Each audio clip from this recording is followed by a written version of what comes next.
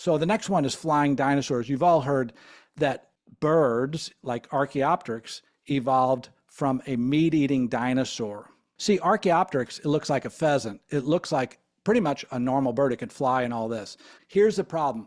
Archaeopteryx is a full bird, and it's in this layer called a Jurassic. Again, I don't believe these dates. I don't believe these names, but we're going to go with it just to show you that they don't work.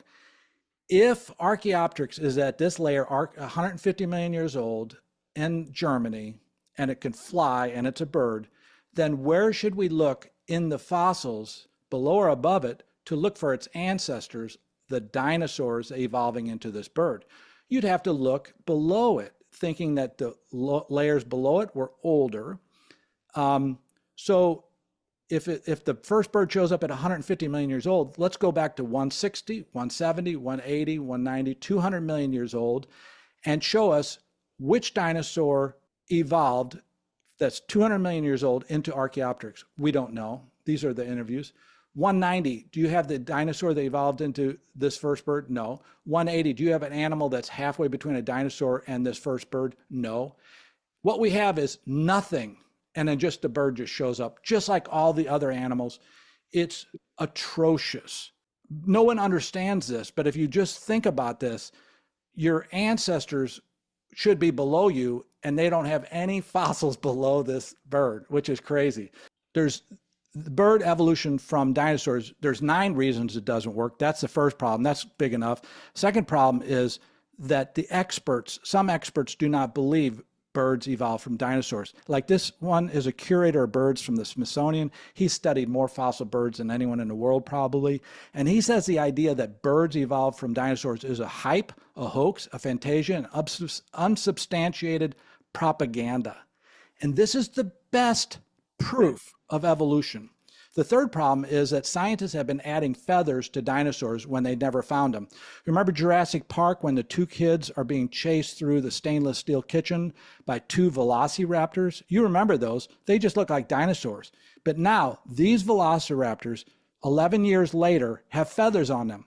Why did they put feathers on them? Did they find feathers on velociraptor? No. Here's a sign from the museum. No fossils of feathers have been found.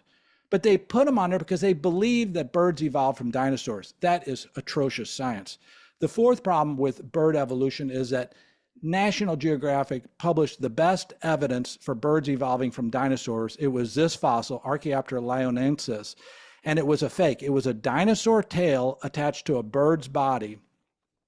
And why this is so revealing is that they were told, and we did the interviews in episode 1, they were told that this was a fake fossil. Scientists had done the CAT scan of it and realized it was like 5 different animals and bunches of different rocks. And they told National Geographic scientists who wrote this article, this is a fake. And guess what they did? They published it anyway. And right before publication, after they were told it was a fake, had a press conference. We just found this perfect intermediate between dinosaurs and birds. This talks to the mindset of the evolution scientists. After that fraud at National Geographic, BBC then went to where that fossil was found in Liaoning, China, and to see where did it come from, what happened, how did that happen? And they discovered a fraud industry in the town where that, in the province where that was found. This show, you can watch it on the internet, The Dinosaur That Fooled the World. They go into these shops where they're taking fossils of different animals and creating them. And I want you to remember this. This industry is in Liaoning. And the next problem is that what they are calling feathered dinosaurs are actually above Archaeopteryx. They're probably flightless birds like a penguin, you know, where it's not made to fly, but it's still a bird. And they're all from Liaoning, which is strange. The place where they're coming up with all these, quote, feathered dinosaurs, but they're not, they're just flightless birds, are all coming from Liaoning. And they're all in the wrong layer because they should be, if they're true feathered dinosaurs, they should be below the first bird, Archaeopteryx. But they're above. It makes no sense. And another problem is that modern birds have been found with dinosaurs. And another problem is that birds evolved from the wrong type of dinosaurs. The meat-eating dinosaurs, the theropods, which are supposed to have evolved into birds, have lizard-shaped pelvis. But there's other dinosaurs, the plant eaters, have bird-shaped pelvis. You would think that if birds evolved from a dinosaur, they would have evolved from the one that has the same pelvis, so they didn't have to change all that anatomy around.